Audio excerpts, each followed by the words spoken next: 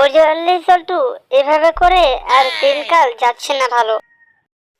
তাহলে এবার তুমি কি করবে শুনি?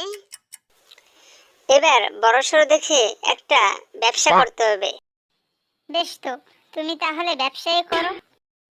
কি ব্যবসা করি এবার বলতো সল্টু?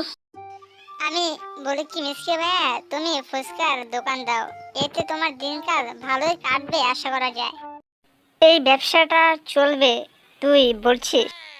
চলবে মানে মিসকে ভাইয়া পুরো দৌড়াবে, তুমি একটা বার শুধু দিয়েই দেখো না। আচ্ছা ঠিক আছে, তাই করি। এখন তুই থাক, আমি বাড়ি।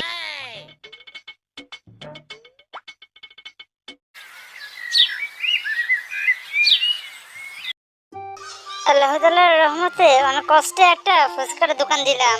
এখন দেখা যাক আল্লাহ তাআলার রহমতে কি হয়।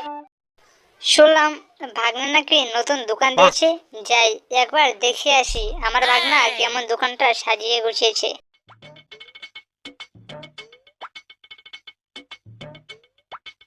কি ভাগ্নে, শুনলাম তুই নাকি আমাদেরকে না জানিয়েই তুই একটা ফুচকার দোকান করে বসেছিস। আমাদেরকে জানানো একবার প্রয়োজন মনে করলি না? ইয়ে মামা, সবকিছু এত তাড়াতাড়ি হলো যে আপনাদেরকে জানানোর সময়টুকু পাইনি, আমাকে ক্ষমা করবেন। এখন বেশি কথা না বলে কয়টা ফুচকা দিয়ে দেখি কেমন খেতে হয়, তার ফুচকাটা দেখি।